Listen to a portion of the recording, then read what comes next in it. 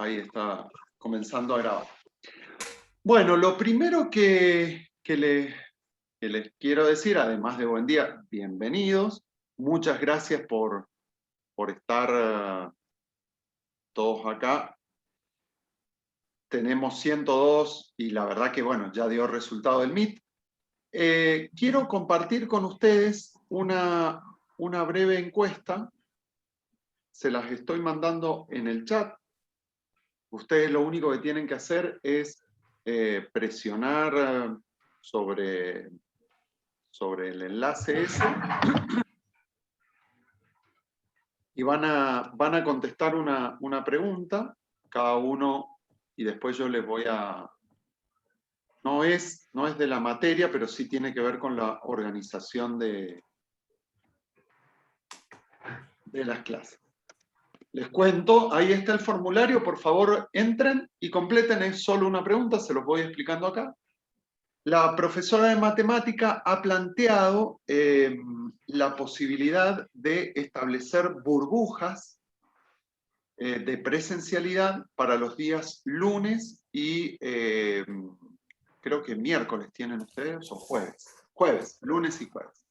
Lunes y jueves. No todos irían a las mismas clases, pero ella quiere tener algún tipo de presencialidad.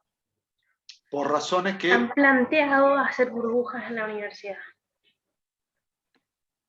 ¿Perdón, Agustina?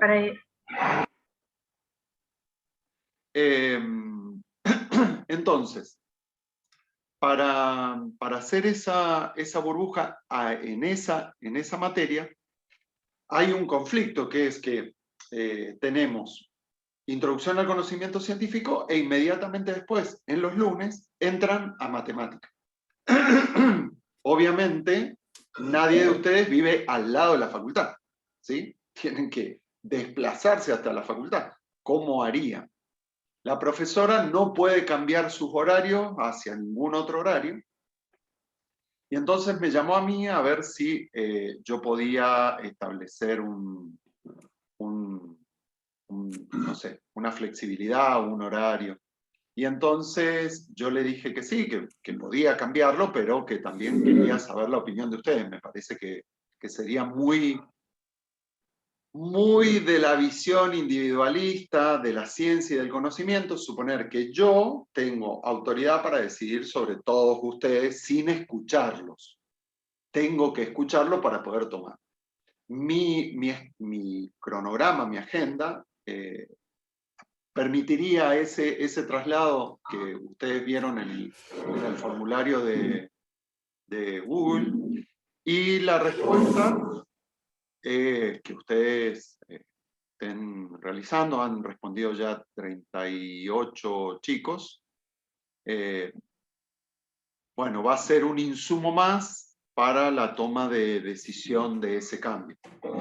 Yo, por otro lado, quien tenga alguna enfermedad, alguna situación de las contempladas que los excepciona de la presencialidad, la clase de la profesora deberá grabarla y subirla, no sé cómo harán, pero tiene que asegurar que todo el mundo pueda estar.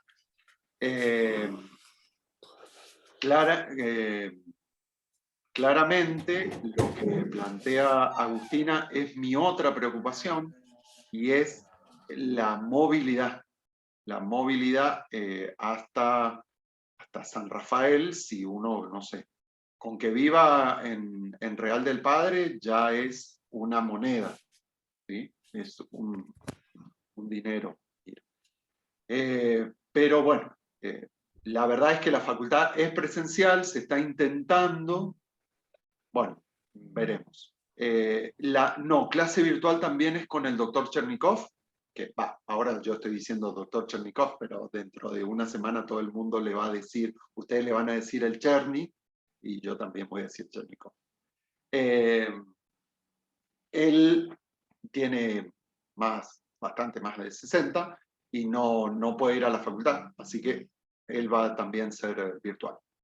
Por las características de mi materia y química en sentido de la teoría, la verdad que producir un gasto, un traslado, un riesgo, no es innecesario. Bueno, les agradezco las respuestas, siguen llegando, sigan haciendo, y nosotros vamos a comenzar con nuestra cuestión. No, Juanita, esto es una consulta mía respecto de que quiero escucharlos a ustedes para que ante esta pregunta, hipótesis de la profesora de matemática, yo pueda decir, bueno, yo sí puedo, pero los chicos me han comentado esta situación, ¿sí?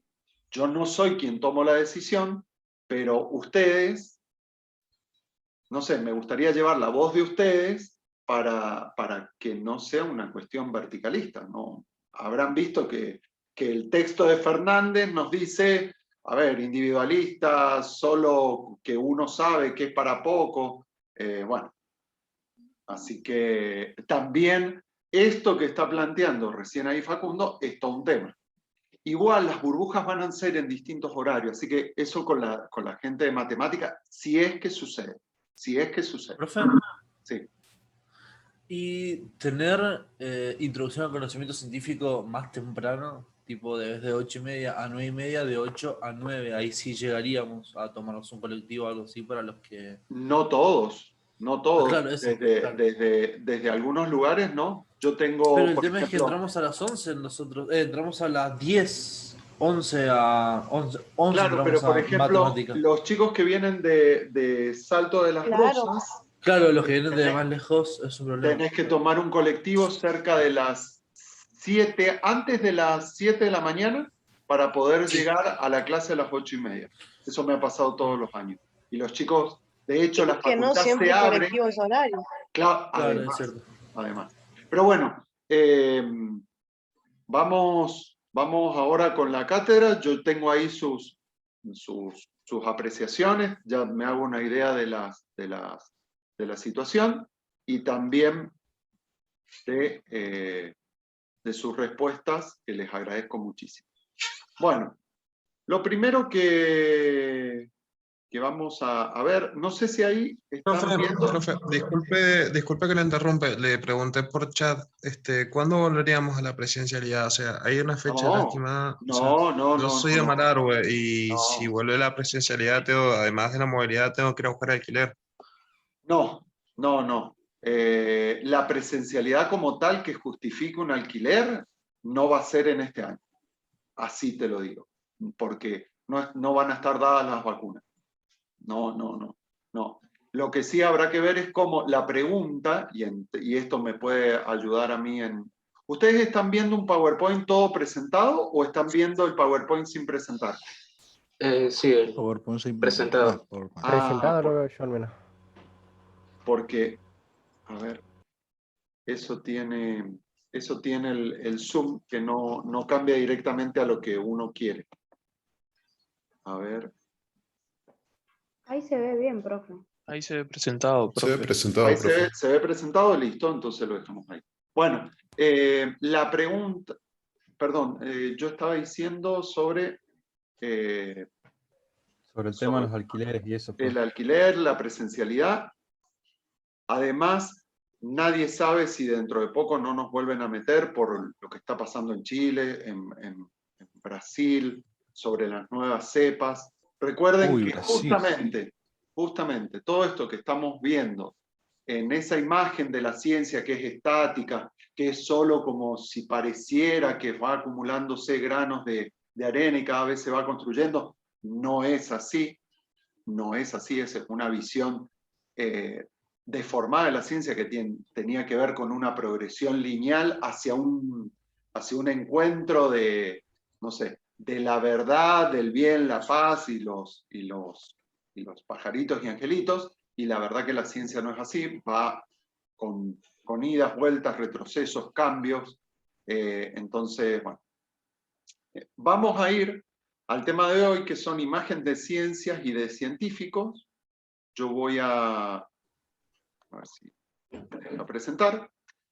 Resulta que todo el mundo entiende, y la pandemia, vuelvo a repetir lo mismo que dije en la primera clase, la pandemia nos ha mostrado cuán necesaria es la formación científica de los estudiantes, desde el chico que va al jardín de infantes hasta la universidad. Porque eso nos ayuda a leer el mundo, poder intervenir sobre el mundo, pero también cobra significado para mi propia vida. Como por ejemplo les mostré el pequeño texto de Chavandía que decía que el virus era nada, y ya llevamos un montón de cosas.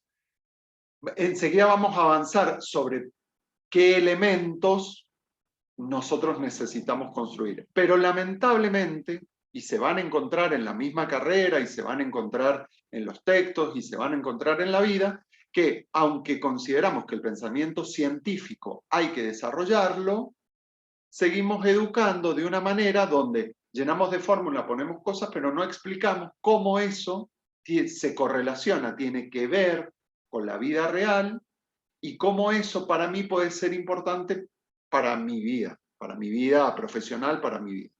Entonces, a ver, yo muevo esto por acá, voy a mover todas unas barras que se aparecen. Bueno, entonces, ustedes necesitan estar en conocimiento científico para que logren poner en movimiento esto de hablar y escribir en ciencia, que es como están realizando en el foro. Dicho de paso, en el foro hay que argumentar, es decir por qué, dar justificación. Eso se llama plausibilidad, es decir, que sea posible, argumento de por qué eso lo podría probar de alguna manera, que es la argumentación. Resolver problemas, eso son otras unidades que vamos a ver, y el tema de los modelos es otro tema que vamos a trabajar, y también vamos a mirar estas cuestiones sociocientíficas, es decir, en el texto del sistema circulatorio, claramente, si él viniera a esta época, su idea estaría ya descubierta, ya estaría construida. Y sin embargo, en ese momento se pensaba, no sé, en los cambios de marea, que habían mareas dentro del organismo, hasta que encontró. Pero él no tomó de él la idea directamente, sino que se apoyó en otros, y entonces modelizó y no descubrió. La palabra descubrió es la menos científica que existe, y sin embargo, en todos los medios de comunicación, incluso yo hace un minuto casi sale la palabra, descubrió tal cosa. No, acá nadie descubre nada. Acá se construye un modelo, se presenta una hipótesis válida para interpretar tal o cual fenómeno. No se descubre nada en ciencia. Nadie anda descubriendo. Bueno, fíjense, resulta que aparece claramente, si yo les pidiera a ustedes que hicieran un dibujo de un científico, o de la imagen de científico, aparecen unos dibujitos. Esto nosotros lo hemos hecho en investigación. Entonces, ¿qué resultados aparecen? Que usa lentes, que de edad avanzada, todo desgarbado, todo desalineado, medio aislado de lo social, usa guardapolvo, puede tener calvo o pelo así tipo Krusty el payaso. Bueno, ¿en dónde? En un laboratorio, siempre se lo dibuja en un laboratorio. Hay elementos, generalmente de la química, y hay elementos materiales del laboratorio de química, el Ermeyer, vaso de precipitado, placas de Petri, tubos de ensayo, no sé, pipetas, robinetes, mesa de trabajo. Entonces, si uno le pregunta a la gente, o al que le pidió los dibujos, o a la gente en particular, dice que está encerrado en el laboratorio, que es muy inteligente, que es metódico, sistemático, que es obsesivo, que desatiende la familia. Todas estas, no les quiero leer las diapositivas porque eso es de terror, ustedes la pueden estar leyendo ahí, todos aspectos, fíjense que les marqué una flecha como hacia el lado de los números negativos, como imagen negativa del científico y la imagen positiva. Fíjense que acá aparece positivo como el desinteresado y nosotros ya sabemos que la ciencia es una actividad profundamente humana, llena de prejuicios, estereotipos, valores, intereses, disvalores, buenas motivaciones, motivaciones espurias, humanas, con luces y sombras. Pero fíjense que en el imaginario colectivo no aparece eso. Aparece como una persona más allá del bien y del mal. Bueno, fíjense, Profe, estas son... Sí. ¿puede ser que nosotros tengamos esas imágenes de los científicos por el hecho de cómo nos los han planteado las películas? Porque, por ejemplo, usted me dice eso y yo lo primero que pienso es en el doc de Volver al Futuro. Que básicamente... 2 minutos y te respondo la pregunta. Okay. Fíjense acá, este es un dibujo real y está el texto ahí, nada más que como el texto está escrito por chicos y no sé si se ve tan claro, ustedes pueden leer lo que puso sobre no me siento capaz de semejante, de tener esa inteligencia cuando se le preguntó, che, ¿y podría ser científico? Y esto tiene que ver porque la ingeniería es un trabajo que tiene mucho de ciencia. Miren esto. Acá se les dijo el científico cómo trabaja, lo dibuja, pero miren, casi repite esta estructura de dibujo atrás. No trabaja en grupo, no habla de comunidad científica, el imaginario social. No me identifico con ellos así. Y claro, ¿quién se va a identificar estar solo en el medio de un montón de vidrios intentando dedicar toda su vida a descubrir a lo mejor nada? Fíjense acá, ni siquiera está puesto en un contexto, no llegaría a entenderlo, no es para mí, no me lo imagino. Se las muestro así rapidito para que vean. Pero algo que acá también aparece fíjense que salen cosas, unos vapores, unos vaos, unas sustancias salen de los, no sé, de los distintos elementos de ese matraz, de un Erlenmeyer, de un vaso de precipitado. Pero otra cosa muy interesante que aparece es que dibuja nombres. Dibuja nombres. Ustedes ya vieron que hay una visión deformada donde a las mujeres no se las pone en valor como científicas. Por ejemplo, ya estudiaremos un caso, Rosalind Franklin, el que les conté la otra vez, no le dieron el título de química en Cambridge, en Gran Bretaña, porque las mujeres no se podían recibir de la universidad. ¿Sí? Bueno, seguimos así mirando, se repite, requiere mucho estudio, no me daría la cabeza. Y entonces, ¿qué hay en nosotros cuando nos dicen de ciencia?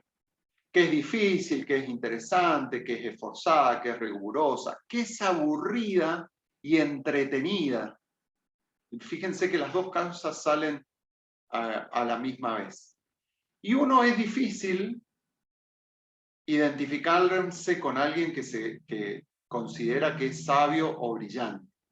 Entonces, cuando aparece un científico que como es humano, está lleno de luces y sombras, intereses, estereotipos, valores, disvalores, ideología, contexto, etc., y piensa que el científico dijo la verdad. Y en las ciencias fácticas, que es lo que nosotros hacemos, en las ciencias naturales, nosotros no buscamos la verdad. No pertenece a nuestro ámbito del conocimiento.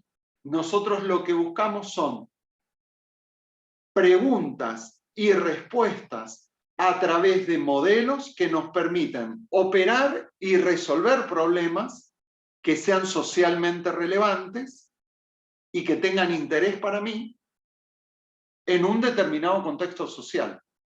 ¿Sí? Es muy distinto a la verdad.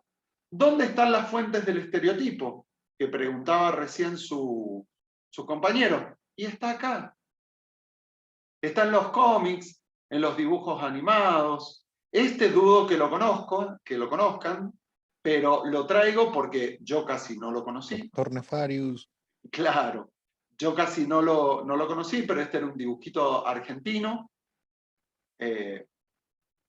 Para hacer, tengo 44 años. Para ustedes soy extremadamente viejo, yo estoy como en la mitad normal, tranquilo de la vida, así que va bien. Bueno, Pinky Cerebro, esta noche conquistaremos el mundo. No sé, tendremos al doctor que creó a Bellota, a Burbuja y a Bombón. Acá tenemos al profesor de Futurama. Pero también están los científicos locos en el cine. Aparecen aquellos que inyectan. De hecho, bueno, en Avenger, cuando se cuenta la historia de Hulk, aunque ya eso estaba en la literatura, aparece esto también. Quiero hacer algo y voy a modificar y resulta que me irradié con una cosa, o pasó algo y me transformó y se liberó algo. Bueno, me había adelantado a la diapositiva. Fíjense que esto en el 2000, la película 2012, habla también ahí de una cuestión científica y científicos que meten la pata y ocasionan un terrible desastre. Bueno, el Doctor Octopus, claramente el gran enemigo bueno, uno de los grandes enemigos de Spider-Man, aparece ahí. Y todo eso, fíjense, las imágenes y lo que los profes hacemos van haciendo en el estudiante del jardín de infantes, de la escuela. Cuando yo, profe, le digo, hagan una maqueta y hacen la de la célula o hacen la del átomo, y yo no explico que eso es una representación y que esa representación es como si fuera una especie de mapa. El mapa no es la realidad. El mapa lo que hace, me permite es manejarme en la realidad. Ah, puedo ir, pero no es exactamente a la realidad. Porque si yo tuviera un mapa exactamente a la realidad, tendría que ser tan inmenso como lo que esté mirando. Sería como un mega mapa que tendría para poder tener el detalle que tiene la realidad. Pero si es un buen mapa, yo puedo manejarme en la realidad con ese mapa.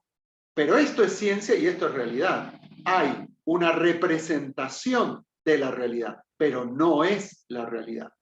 Lo mismo, y por eso, nada más que no estaba puesto ahí, lo mismo es lo que a ustedes les pasó, o les pasa, ahora que han hecho un avatar con Avachara, con Bitmoji, con el que se les ocurriera utilizar. Ese dibujo los representa. En ciencia diríamos los subroga. Está en lugar de, pero no es ustedes. Entonces el concepto de avatar, que en su generación está, me parece muy potente para entender cómo funciona la ciencia. Por ejemplo, la luz, ¿es una onda y partícula a la vez? No, la luz no es eso.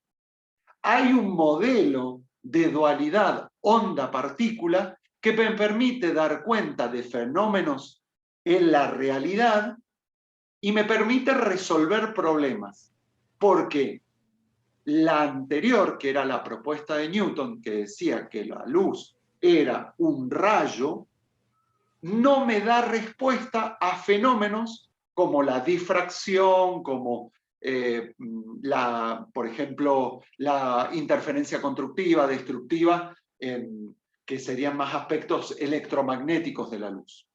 Entonces, no es que la luz sea un rayo o que sea una onda con dualidad onda-partícula, sino que son modelos uno ajusta mejor que el otro.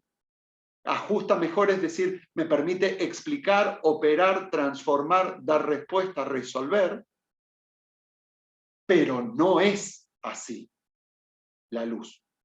Para nosotros la luz, no sé, creamos un modelo para entenderla, explicarla y manipularla. Bueno, fíjense acá, pero también en la literatura aparece el científico loco, sobre todo en el siglo XIX, en el 1800 aparece un montón, y tiene sus raíces en los alquimistas, es decir, aquellos que querían buscar la piedra filosofal, como estaba en la Cámara de los Secretos de Harry Potter, y ese alquimista hacía cosas que podía transformar el mundo, atentar contra el rey, contra los poderes religiosos, contra el... no sé. Y fíjense que, ¿qué pasa? En la literatura de ese siglo hace que la química se vuelva prototipo, es decir, todo tiene que ser como en el laboratorio de química, la ciencia es como lo que se hace en química. Si soy químico tengo que ser ateo, si soy de la química lo único que me tiene que interesar es mi propio bien y mi propio desarrollo, entonces ese científico por buscar, o el alquimista por buscar la vida eterna y, obviamente, arrogancia. Bueno, seguimos hablando lo mismo, aparece esto de este alquimista, esas partes que digamos típicas, quiere obtener la vida, termina en la ruina, pierde su familia, su reputación, y eso está metido en nuestra cabeza. A los científicos les pasa. Fíjense que en las respuestas de los chicos de ahora, de este siglo, es decir, 200 y pico años de aquel alquimista medieval, siguen diciendo que desatienden a su familia y que es totalmente introvertido, es decir, que no tiene amigos, no tiene nada. Fíjense cómo las imágenes se han ido perdurando. Y la otra es que es cualquiera que lo que hace es engañarme, ¿sí? Engañar. También en Goethe, en el Fausto, el alquimista tiene pactos con el demonio, también se busca esto, y acá hay un conflicto muy grande con los poderes religiosos o de la época, porque se asocia a los alquimistas o a los primeros científicos con querer ser dioses y emular el creador divino. Y Frankenstein sería algo similar, la idea, ¿no? Del autor de, bueno, hago algo, que es lo que escribió en su famosa novela Mary Shelley. Bueno, fíjense que si les hago los dibujos, esto lo voy a ir rápido, si le hago el dibujo, pero a los profes hacen lo mismo, son profesores, nada más que un poco más elaborado. Fíjense, aparece la tabla periódica, hay una ventana como una especie de conexión, pero cerrada. Bueno, lo mismo. Y fíjense, ¿y por qué este hombre, por mí, yo pensando que piensan ustedes, me hace levantar a las 8:30 para contarme los dibujos de esta gente? Porque estas visiones que ustedes han trabajado en la ciencia, se les tienen que grabar a fuego para filtrar, para poder pasar por ese tamiz. Ah, pero esto es una visión tal. Ah, no, pero entonces no es ciencia. Visión deformada. ¿Sí? Porque, volvemos a decir, la ciencia no es neutral, no es objetiva, no es infalible, no es dueña de la verdad. Lamentablemente es exclusora, solamente es masculina, y tiene que ver con el método científico. Claro, entonces finalmente, ¿qué nos terminan enseñando? Esto que vimos la otra clase. escriban cosas. ¿Cómo esto se relaciona y resuelve problemas de la vida? Nadie lo sabe. Entonces ahora, para que ustedes no se aburran de muchas maneras, voy a dejar de compartir la pantalla, que se aburren de pocas maneras sería. Les voy a proponer que, a ver, quiero...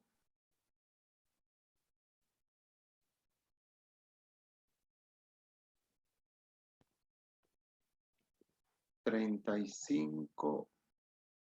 ¿Alguien en el chat puede colocar estos números que le voy a decir? Porque si veo el número no puedo ver el Zoom. ¿Alguien lo puede tipear? Por favor. 35 98 13 10. 35 98 13 10. 35 98 13 10. Gracias. Ahora que pude salir de ahí, voy acá. Ese código es para entrar a esta página que yo les estoy colocando ahí. Ustedes ahora en su celular, en su computadora, en el dispositivo que tengan, van a abrir esa página y les va a pedir un código, y es el código que él o la compañera, no alcanzo a ver quién fue, 35 98 13 10 es un código que van a tener que hacer. Van a tener que ingresar y van a tener que responder. Ahí van a tener como una especie de escala entre totalmente desacuerdo, totalmente de acuerdo, de varias cuestiones sobre una situación. Yo ahora los voy a dividir en grupo, los voy a dividir en 20 grupos, y ustedes dialogan solo 3 minutos, porque después los voy a traer, inmediatamente los voy a traer para acá, a esta reunión general. Van a haber 4 o 5 participantes y responden con el dedo o con el cursor cuán de acuerdo o en desacuerdo está. Cuando colocan el código va sin comas, sin puntos, va un número solo. En realidad es 35 minutos. Sí. No se mandó la página. Está en el chat. Sí, ahí sí. www.menti.com. Sí, es que profe me lo mandó a mí solo, por eso ahí ya lo es que es mensaje directo. Lo tengo acá tal cual, dice mensaje directo y tiene que ser para everyone.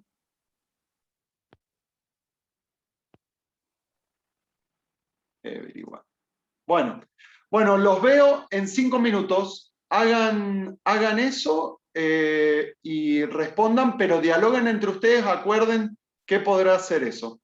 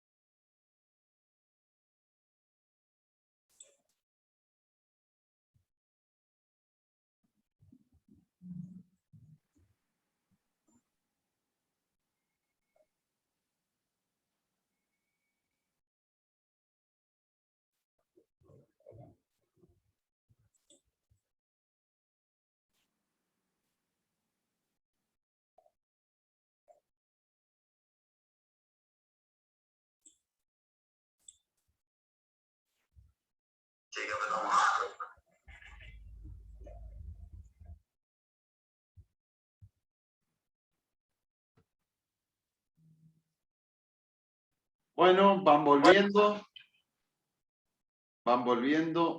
a la sala general. Los va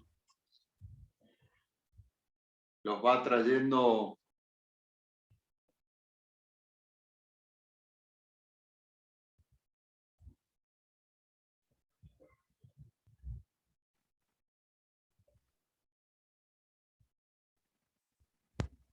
en 15 segundos tendrían que estar todos acá.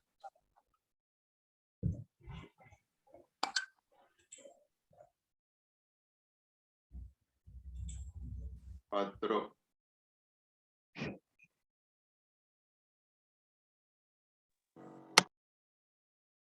Muy bien, ya volvieron todos. El profe este se conoce más páginas más raras. Profe, ¿qué onda con sus páginas? Bueno, a ver, Esto es yo sé que muy introducción al conocimiento científico es apasionante, lo amo, me encanta, pero tengo que suponer que los demás pueden necesitar mucha ayuda reunión. para que les guste, para que aprendan, para que lo vean. Y además, me parece que mi función es que ustedes disfruten de la clase aprendiendo y no sea una tortura. Bueno, vamos a mostrar los resultados, porque para eso... La primera... ¿A qué se refiere donde dice? No se sabe. No se sabe, no entendí esa, No se profe. sabe. Era como No se un sabe. texto que estaba todo unido. Ah, no se sabe en qué medida porque, a ver, ¿cómo se construyeron las pirámides? No se sabe, con palos que transportaban los bloques y usaban esclavos, o también no, una hipótesis es, en realidad no son bloques de piedra, sino que es una especie de hormigón armado que se armaba ahí, al lado de la pirámide, y se iba subiendo. Y después la otra idea es que no fueron los humanos quienes realizaron esta actividad. Fíjense que ante la pregunta esta de cómo se construyeron las pirámides, que es una pregunta eminentemente científica sobre cómo, de qué manera, cómo lo hicieron,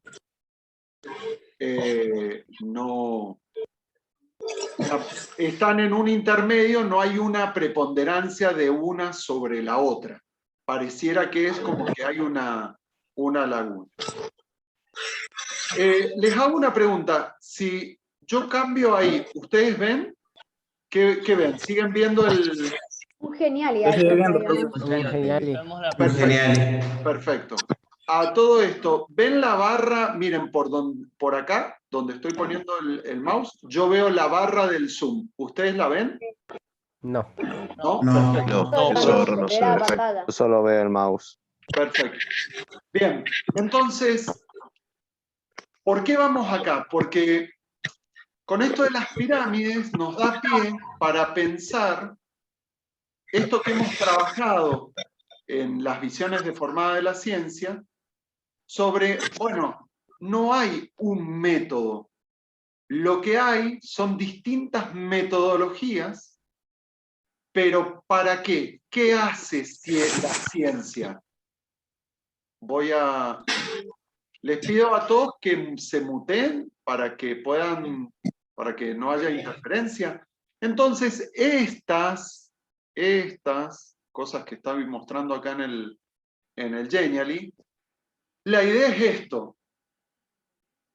Yo resuelvo un problema, averiguo algo, pero en un contexto, es decir, en el antiguo Egipto, donde se construyeron las pirámides. ¿De qué manera? ¿Cuáles son los modos, digamos, cómo lo explico de una manera que ajuste mejor, como el mapa? ¿Qué mapa ajusta mejor? Este mapa que hice yo así dibujando cuadros, el mapa satelital del GPS o la visión, que no me acuerdo cómo se llama cuando le ponen que no sea la visión satelital, la otra, la que son solo cuadraditas. Bueno, ¿qué mapa ajusta mejor? Y acá, porque lo que uno busca son modelos teóricos. Entonces, les cuento que está pasando el cosito ese de venía a la feria municipal. Si estuviéramos en la facultad, les cuento algo de la presencialidad, enfrente de la facu, en toda la calle, enfrente de la facu, está la feria, los viernes. Y los estudiantes, y los profes, y los administrativos, en sus horarios que pueden, salen ahí, ellos y yo, a comprar o la tortita, o tortas fritas, o manzana, dependiendo de cuán saludables sean las cosas. Pero está pasando y por eso digo, bueno, entre explicar algo importante así, les cuento algo de la historia. Entonces, fíjense, recién en el Menti les pedía que ustedes se decidieran por un modelo, por una explicación. Bueno, había claramente una explicación, es no se sabe, y la otra es no fueron humanos. Y en el medio había distintos tipos de explicaciones, no todas, hay más. Pero en ciencia uno puede tener muchas opciones.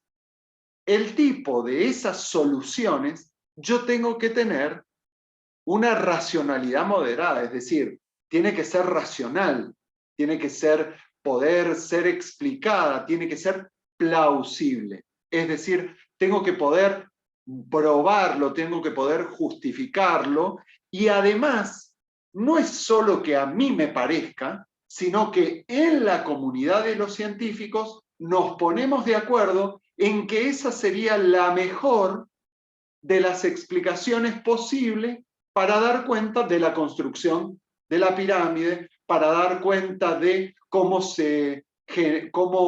podemos explicar la entropía en el universo, cómo podemos entender la gravitación, la ley de gravitación universal. Bueno, ¿qué hacen o qué hacemos los que trabajamos en ciencia si unos se preguntan? Obviamente no soy egiptólogo, ¿no? Pero ¿cómo se construyeron las grandes o las típicas, esta foto de las pirámides de Giza? Bueno, claramente podemos recurrir a distintas fuentes que yo les digo así a modo de loop, en modo bucle, en modo articulado. No es que una es sobre la otra, me quedo con uno, sino que la construcción del modelo que me dé cuenta de la mejor respuesta sobre cómo se construyeron las pirámides va a surgir de cruzar cuestiones de historia, cuestiones sobre recursos, es decir, la estática, la física, materiales, la mecánica, sobre la historia evolutiva. De repente las pirámides no fueron así como están. Hay una historia y llegaron a las que estamos viendo ahí en la foto. Y después hubieron otra. ¿Qué tradiciones de construcción de aquel tiempo siguen hasta ahora? ¿Cuáles son las herramientas que se han encontrado? Por ejemplo, yo les dije en la reunión, en la clase pasada, bueno, tendríamos que ver con el arte, qué el arte puede decirnos acerca de la ciencia, y acá les traigo un ejemplo. Hay una pintura en la tumba de Yetu-Hopep que nos puede ayudar. Se pueden hacer simulaciones como la simulación que se realizó y que se llamaba Experimento Nova, y se confronta con las distintas soluciones. Veámoslo muy rápido porque no me quiero detener. Bueno, los relatos, el abordaje siempre es crítico. ¿Esto será así? ¿Será de esta manera? La gente llevaba palo y subió hormigones con ruedas, con palos, y el látigo. ¿Cómo será? Bueno, hay relatos, por ejemplo, que hablan, Heródoto ya llegó una vez construidas las pirámides, pero llegó a Egipto. Heródoto, si se acuerdan de historia de la escuela secundaria, es el padre de la historia porque es el que empezó a registrar los hechos. Digamos en Occidente, porque en Oriente también se registraba. Y como alguien puso en el foro, en la biblioteca de Alejandría habían un montón de cosas que se perdían. Bueno, pero también aparece esto como para habilitar algo. Hay un discípulo de Heródoto que dice: las pirámides no parecen ser el resultado de la paciente tarea de los humanos, sino más bien como todo el conjunto se hubiera depositado sobre la arena circundante por algún dios. ¿Sí? Acá no dice que vino un dios y dejó, sino que parece. Pero este relato nos habilita la posibilidad de que la pirámide viniera o el conocimiento constructivo viniera y se depositara. Bueno, por ejemplo, acá, en esto de tanto en la tumba como el experimento ANOVA, aparece un elemento importante en la ciencia que ustedes debieran poder como subrayar, que es el de analogar. Esto es una analogía de aquello, es decir, funciona o me ayuda a explicar aquello aunque no sea esto. ¿Sí? Y eso es una forma de pensamiento superior que es analogar. Bueno, les presento la figura. La figura, esta pintura, esto que viene del arte, muestra el transporte de una estatua de un faraón, pero fíjense qué es lo que aparece acá. ¿Qué les parece que es esto? La estatua es de basalto. ¿Qué es esto? Y el faraón. No, esto de acá abajo que está en rojo, que estoy marcando. Parece una balsa. Que es empujado por esclavos, parece eso. Un trineo. Y fíjense que a ese trineo tenemos acá gente con ropa blanca y gente con ropa amarilla. Y además hay un señor que está tirando algo. Bueno, la lectura de esto nos dice que una de las formas de transporte de materiales en el Antiguo Egipto se daba en trineos sobre arena que iba siendo mojada. Fíjense si es lo mismo que tirarse de una duna. Uno no se tira arriba, se tira o con, no sé, con una goma, se tira con una patineta, con una especie de snowboard o algo así, como en el esquí. ¿Sí? Entonces, acá ya tenemos una forma de decir, y además que ocupaban mano de obra esclava, pero también egipcia. También egipcia. Cerca del año 2000 se hizo un proyecto donde se construyó a escala, ¿sí? La pirámide se transmitió y en 22 días con 44 hombres se pudo replicar la construcción de la pirámide con métodos antiguos de los egipcios, ¿sí? Con hierro, cinceles, palancas. Esa pirámide estaba hecha a escala, ¿no? Claramente no tomó 22 días hacer la pirámide de Giza, pero sí mostró que era posible construir con los materiales de la época y con las herramientas de la época, algo que la ingeniería ya estaba presente ahí, aún sin ser ingeniería, ya habían herramientas y técnicas constructivas.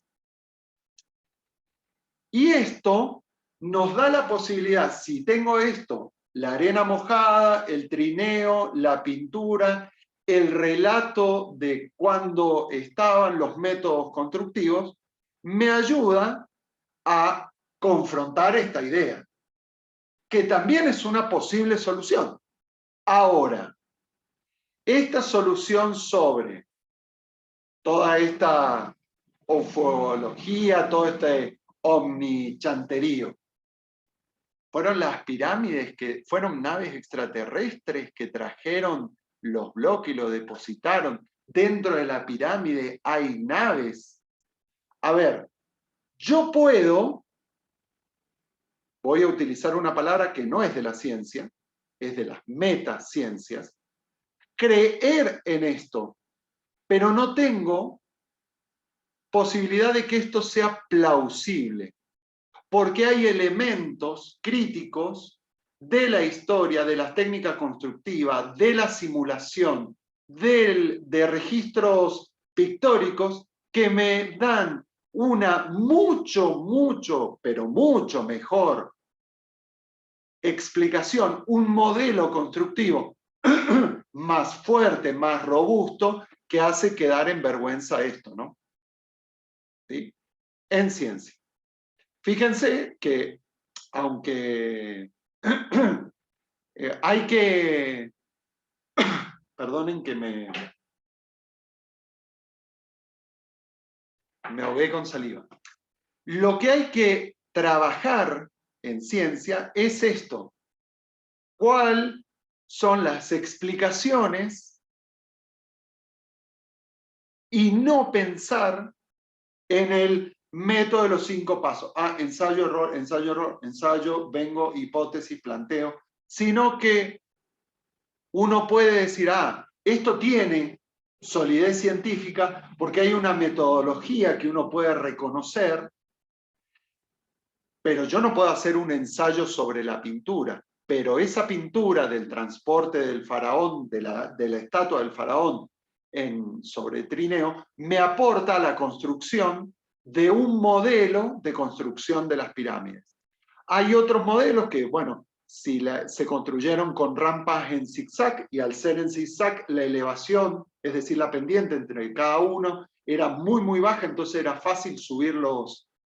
Hay también otra posible explicación sobre una rampa recta. Esta es una rampa interna y una rampa en espiral. Bueno, hoy en día la de zigzag, es una de las... Ese gracias no es real, todavía queda un poquito. A ver si presento ahí. ¿Ustedes lo ven grande? No estamos viendo No, nada. igual, Seguimos viendo. no se ve nada. Gracias. Bien. Fíjese que de Zoom, profe, tiene que cambiar la pantalla, porque ahí usted está poniendo para que se vea simplemente la pantalla de Google. Ahí debería haber cambiado. Sí, ahí sí. Sí, profe, ahí cambió. Entonces, ahora les cuento.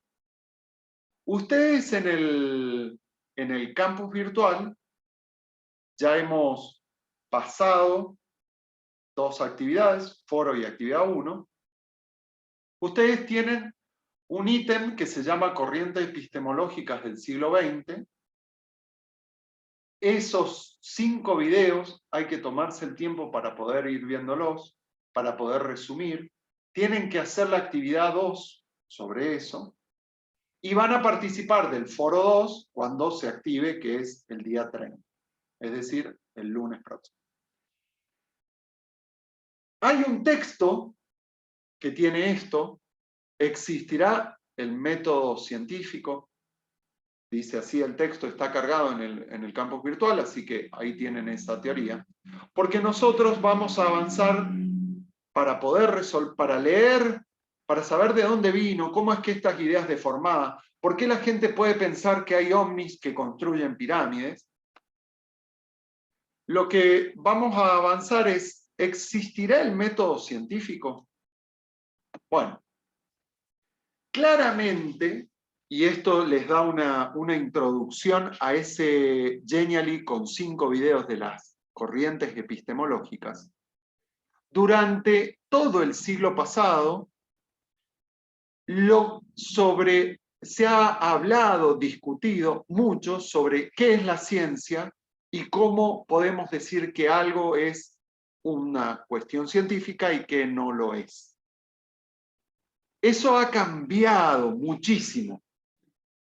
Pero a veces, en nuestra formación, en lo que se llama la biografía escolar personal de cada uno de ustedes, por distintas razones, los profesores no han ido dando cuenta de esos distintos cambios de visiones, de definiciones, de escuelas sobre qué es lo que es la ciencia. Es decir, como línea de pensamiento, dije escuela. Como corrientes epistemológicas, es decir, aquellas que reflexionan sobre la ciencia. Y entonces ahí aparece todo esto que tiene tanto fuerza, que la ciencia es como el culmen, el epítome, la cuestión más elevada de la seriedad y el rigor, que hay que, lo que veíamos recién, que hay reglas que son estrictas, hay que hacer esto, y además hay que ser sistemático, prolijo, esto y aquello, y que hay una terrible pedestal, posición arriba de un trono, en donde es incuestionable. Bueno, ustedes, y esto como para volver sobre la actividad de Fernández, el texto, y sobre cómo tendrían que argumentar el texto del sistema circulatorio de Harvard, aparece estas visiones deformadas de la actividad científica. No voy a entrar, pero recuerden que cada uno de ellos, nos invita a pensar en que nada tiene que ver la ciencia con lo que recién mencionamos.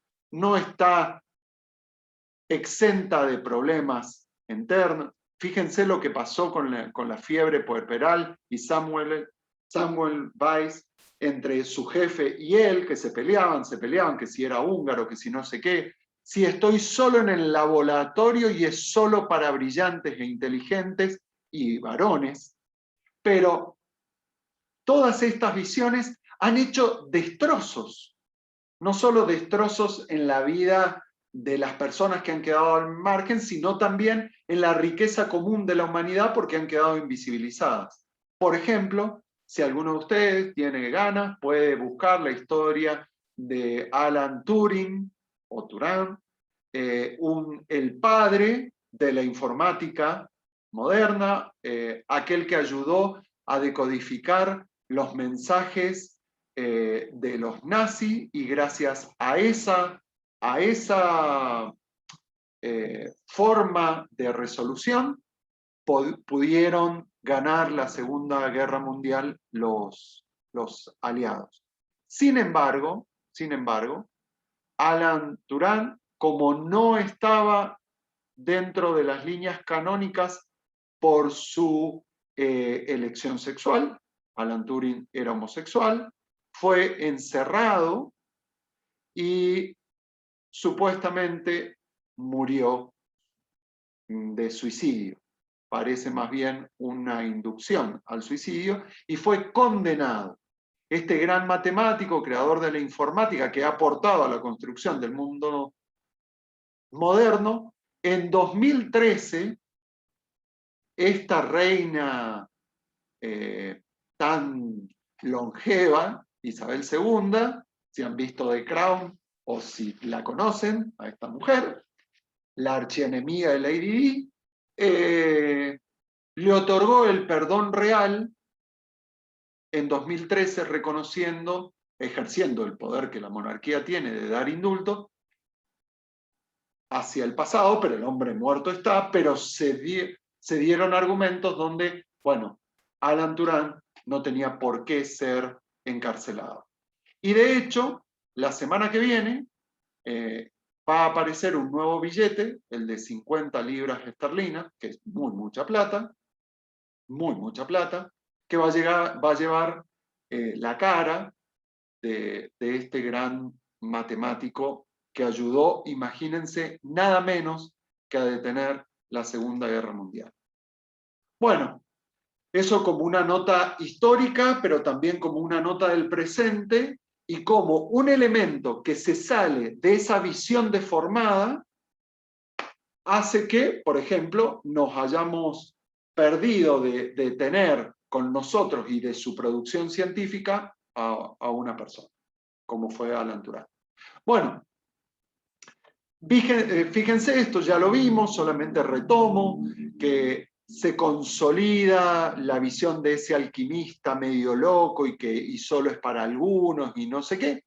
Y en el siglo XX, claramente, aparece el cientificismo. Si no está bajo las reglas de las ciencias experimentales, naturales, fácticas, no, nada, ni siquiera existe. Por ejemplo, la pregunta por el ser, la pregunta por la ética, no, eso no es científico, eso es cualquier cosa. Y la verdad es que ahí es correrse del campo. Yo no soy egiptólogo, no puedo opinar. Y en ciencias, en esta ciencia, de la que la ingeniería es hermana, no es la que tiene que hablar sobre cuestiones que son de metaciencia, es decir, de la filosofía, de la ética, de la teología, de esas metaciencias. Bueno, entonces, ¿por qué es que aparece esto? Y porque esto es una introducción a los videos que ustedes van a ver.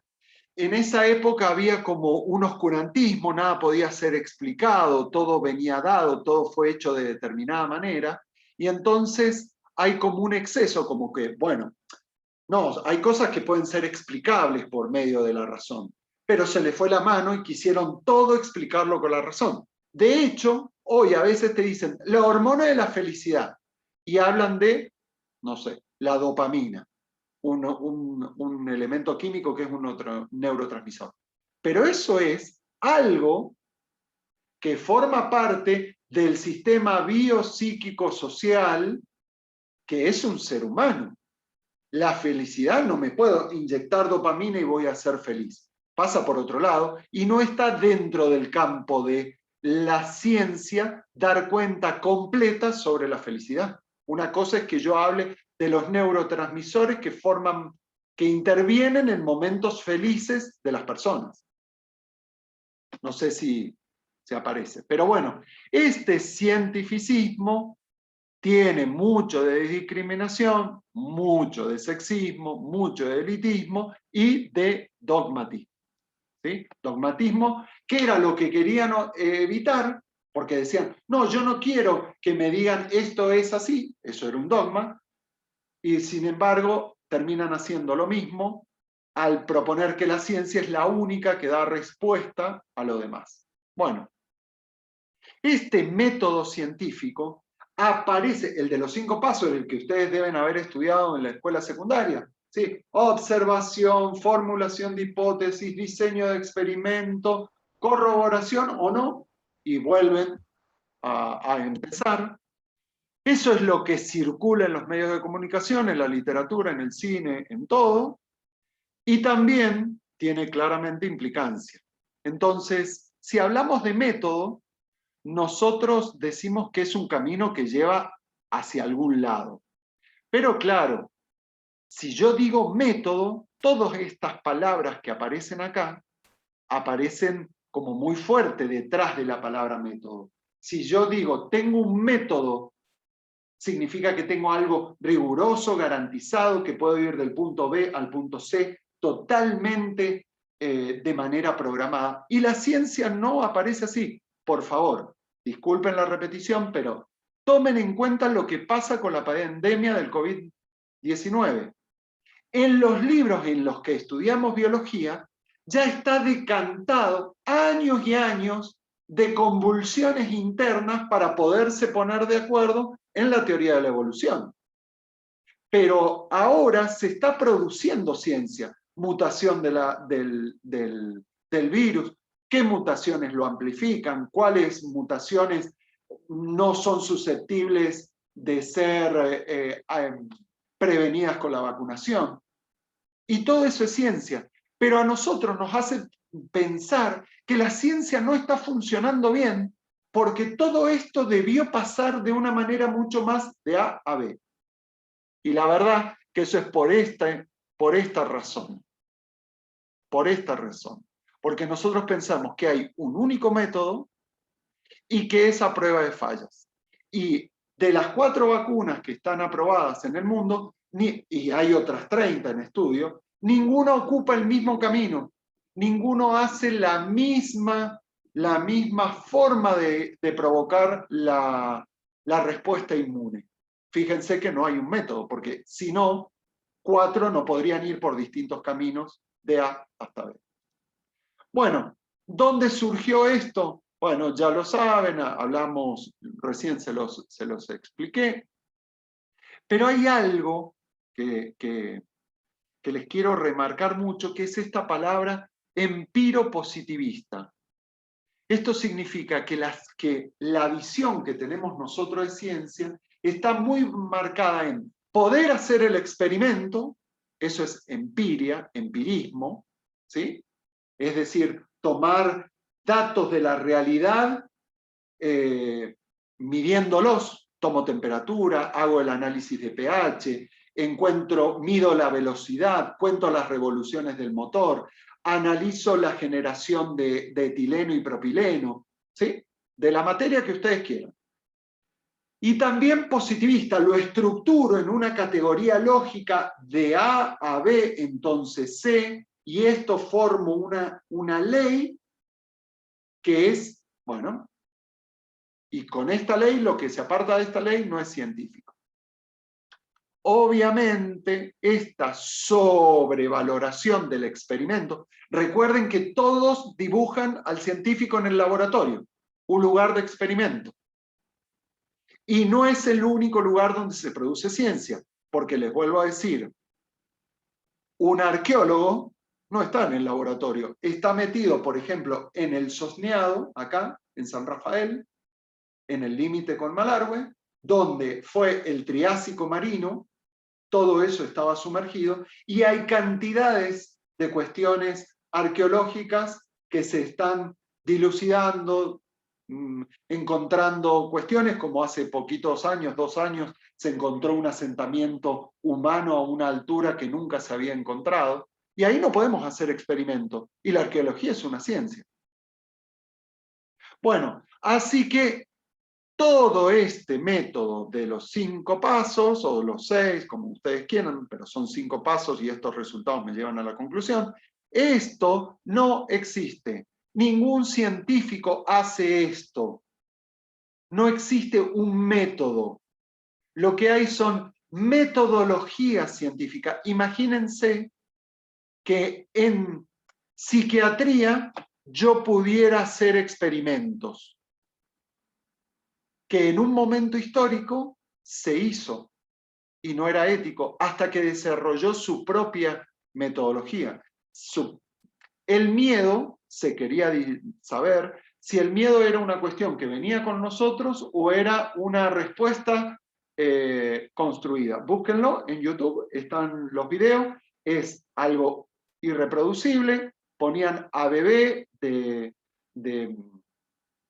muy cortita edad, que sus mamás tenían muy poco dinero o era gente que vivía en situación de calle, les daban unos pesos, traían el bebé, al bebé le hacían pasar una rata por encima, el bebé no pasaba nada, y luego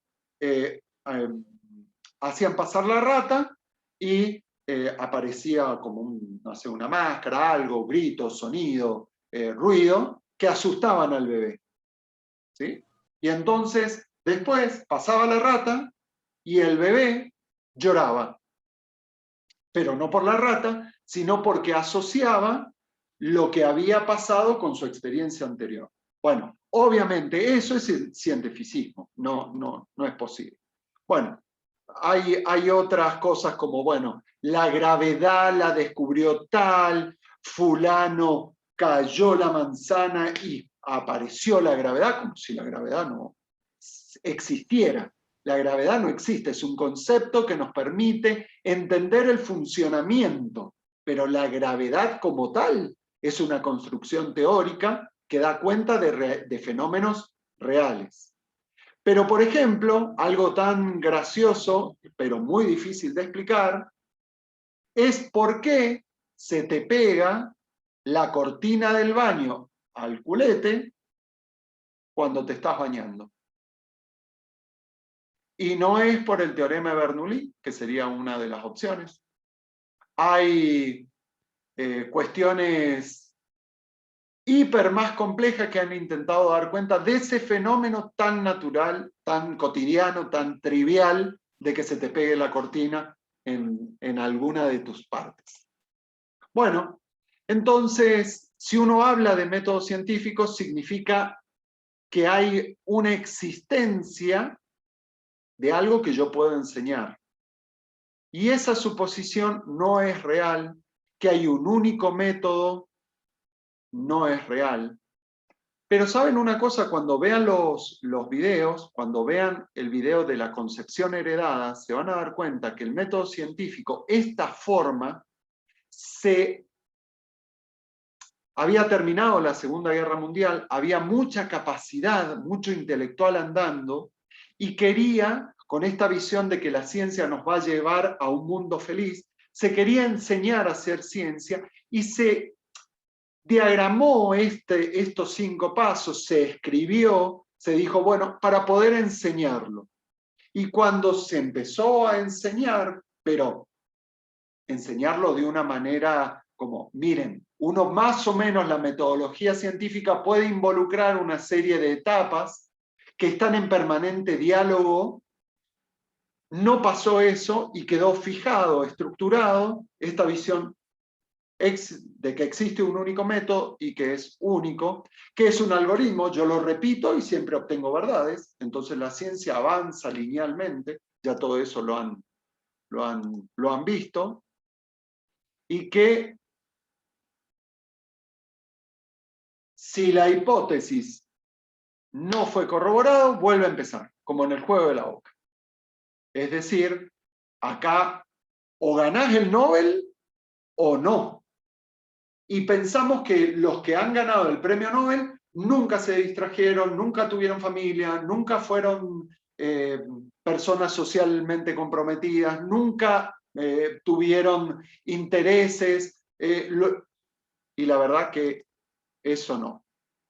Todo esto, la creatividad, el accidente, lo onírico, los prejuicios, forman parte. Lo onírico, ¿saben lo que es onírico? Onírico es lo relativo a los sueños. ¿Ustedes conocen la historia del benceno? Quienes han tenido química orgánica en la escuela secundaria han tenido que ver los compuestos aromáticos. Son aquellos que tienen una estructura cíclica. La estructura cíclica de los compuestos orgánicos no apareció, ese modelo de representación no apareció muy tempranamente. Lo hizo un señor, un químico, que se llamaba Kekulé. Pero él dice que la idea le vino cuando estaba en una noche mirando el fuego y medio como soñando se dio cuenta que había una serpiente que se mordía la cola. Otros dicen que eran varios monos, que un mono le tomaba la cola al siguiente, pero el siguiente le tomaba el brazo y la cola al otro para dar cuenta de los dobles enlaces. Quienes no han tenido química orgánica, por ahí el ejemplo no lo van a poder registrar, pero digamos, hay notas de historia de la ciencia que nos muestran que las ideas no vienen un día y dicen, me siento, hoy me toca pensar una hipótesis. Bueno, voy a avanzar esto porque les quiero mostrar esta parte, los pilares y positivistas, es decir, lo que nosotros no estamos de acuerdo. El mundo existe y es El mundo existe, es independiente de nuestra cognición. Eso significa que yo no puedo interpretar, leer, comprender el mundo. Sin embargo, la visión positivista tiene que ver con eso. No le interesa si el mundo existe o no, sino que las reglas lógicas, matemáticas de la estructura del pensamiento científico sean las correctas. Todo, digamos, todo es desapasionado, nadie tiene un sentimiento, el hombre se disocia, entra, se pone, y digo el hombre a propósito, se saca toda su carga emocional, toda su parte no humana, rayé ahí, su parte humana y se queda con lo racional, con el guardapolvo blanco puesto. Bien, hay una idea positivista, es que esta ley se repite siempre y en todo lugar, existe y existirá. Y es reproducible. Yo esto lo puedo volver a hacer acá. Y la verdad es que nuestros sentidos, el sujeto que conoce, la historia, las capacidades, funcionan como lentes que me ayudan o me obstaculizan a producir mejores modelos. ¿Sí? No hay una respuesta única, sino que es la mejor respuesta que hoy podemos dar para este problema. Y eso los positivistas sería impensable decir. Ellos te dicen, no, esta es la ley y todo tiene que, la ley científica, ¿no? Por ejemplo, la ley de conservación de la masa, pero esa ya sabemos que es una ley que ya está asentada, no está en disputa. Nada se crea, nada se pierde, todo se transforma. Pero para que pasara eso, Lavoisier se tuvo que pelear con un montón de gente que se llamaban flogistas, que hablaban de que había peso negativo en los materiales. Peso negativo, cuando estaba estudiando la combustión de los óxidos metálicos. Y por lo tanto los positivistas decían, el mundo es predecible. Vuelvo a la pandemia. ¿Quién podía predecir con exactitud el inicio de la pandemia? ¿O quién puede predecir con exactitud, científicamente, cuando digo exactitud es científicamente, el final de la pandemia? Nosotros en ciencia siempre trabajamos con incertezas y en ingeniería, más aún, trabajamos con incertezas, con complejidad, con miradas complementarias, con metáforas. Esto me permite, mi avatar, la pirámide del experimento NOVA, es una metáfora, es una analogía de la construcción de las otras. Otra cosa que uno puede decir que de los positivistas es que el mundo es comprobable, es totalmente controlable, y yo puedo tomar decisiones y hacer lo que se llama la tecnociencia, es decir, el control social. Aplasto lo humano. Yo directamente decido que tal raza es impura y la tengo que eliminar, tal variedad no tiene sentido que continúe en el ecosistema tal especie vegetal o animal, porque es tal y desarrollo tal cosa.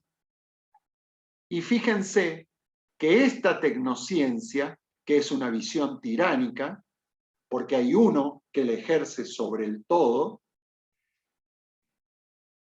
siempre está, porque forma parte de la humanidad. Y lo que no puede pasar es que barra lo plural. Voy a dejar de compartir. Que deje de existir la pluralidad de voces, la cantidad de cosas que puede aportar cada uno independientemente dentro del marco de lo plausible. Bueno, hasta aquí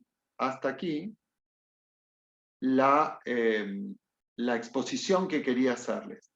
Les quiero, permítanme que todavía siguen siendo míos porque quiero compartir otra pantalla. A ver si voy aquí. Quiero mostrarles. Ustedes están viendo el campus, ¿verdad? Si alguien me dice. Sí. Sí, profe, se ve el campus Royan. Acá aparecen, acá están las corrientes epistemológicas. También por una cuestión visual, si lo vieron los primeros días, acá estaba un Genially grande, lo saqué para que para que no entorpeciera. Si lo abren, ahora sí va a aparecer acá el Genially, donde en cada uno de estos puntos están los videos, van a ver el antecedente de las corrientes, el positivismo lógico, la concepción heredada, hasta la visión semanticista. Está ahí. Luego quiero mostrar, eso es algo que tienen que empezar a mirar. Luego de haber visto eso, tienen que hacer un mapa mental, y es la actividad 2.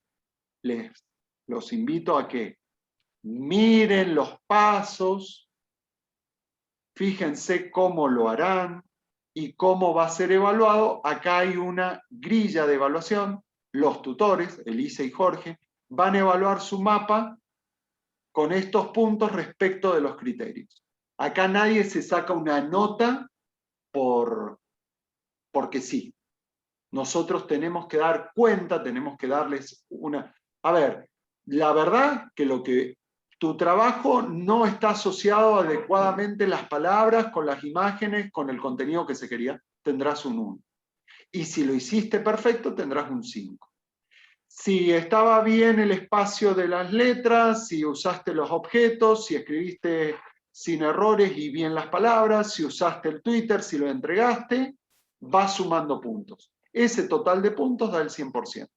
¿Sí? Fíjense que la fecha de entrega es hasta el 9 de abril. Esto se llama rúbrica. Y es una manera de corrernos del lugar, de la visión positivista de la enseñanza, donde el docente es el depositario del poder, tanto del conocimiento como de la corrección, y en cambio a ustedes lo que le estamos haciendo es transparentando qué les vamos a evaluar. Entonces, si yo fuera ustedes, les estoy diciendo, mirá, me está diciendo que tenga cuidado con esto, que vea qué puedo hacer acá, que ojo con la ortografía, porque si tengo tantos errores, 3 errores, tengo que mirar esto. Les estoy dando también la pista de qué es lo que voy a mirar. Es como si les diera las preguntas del examen. Luego van a tener que participar de este foro se abre pronto, y acá vamos a ver algo súper interesante, que es una disputa para conseguir machacar hasta derribar esto del método. Acá vamos a ver una disputa que se da entre dos grandes científicos, Pouchet y Pasteur, y ustedes van a tener que responder. Pero ahora, para las respuestas, ustedes tienen en su mente lo que han visto en el texto de Fernández, lo que han visto en esto de el método científico, que es lo que les presenté ahora, pero ahí lo tienen como texto para subrayar, trabajar, porque en este foro la calidad de respuesta tiene que ser mucho más argumentada. ¿Sí? Bueno, dejo de compartir, vuelvo aquí, escucho sus preguntas, algo que me quieran decir. Me encantaría poder ver la cara en la presencialidad, les juro, porque es mucho más interactivo. Disculpe, profe, ¿el mapa de la actividad 2 tiene que ser en hoja o puede ser por un programa? Yo les propongo ahí un programa. En realidad hay muchos. Pueden utilizar Genially, pueden utilizar Mindomo, pueden utilizar ScriptMap. Hay un montón. Pueden hacerlo en Word y ponerle hipervínculos. Cada uno, yo ahí les sugiero uno, pero, a ver, cada actividad siempre los va a invitar a utilizar una herramienta. ¿Esta es una cátedra de tecnología? No, para nada. Pero tener que hacer el juego y que las preguntas sean atinadas significa es una estrategia que ocupo para hacerlos que ustedes lean el texto y no solo respondan esto y aquello. Además de aportarle algo de lo lúdico, porque tengo que poder disfrutar también. Y tengo que meterme. Y en el mundo de ustedes, de la generación Z, lo tecnológico está. Entonces pedirles cosas en la mano resulta aburrido. Pero además los prepara para la universidad, porque cuando tengan que dar una clase, cuando tengan que preparar un tema, cuando tengan que hacer distintas cosas en la carrera, esta cátedra del primer semestre, de un loco que tiene algunos mechones azules, les va a haber dado un montón de herramientas que él no las necesitaba porque enseñaba eso, sino que enseñaba otra cosa, pero esas herramientas les van a servir para toda la carrera. El libro que está en la plataforma lo vamos a usar casi completo, pero desde la unidad 2, cuando entramos a la ingeniería, cuando dejamos ya la ciencia en general y entramos a lo típicamente ingeniería, que es la elección que ustedes han hecho vocacional. Bien, ¿me quieren preguntar? Sí. Una pregunta. En el foro vio que cada compañero está dejando preguntas. ¿Nosotros los tenemos que ir respondiendo? En realidad, uno podría decir, yo leo 5 respuestas y encuentro la respuesta de, no sé, de Juan Pérez.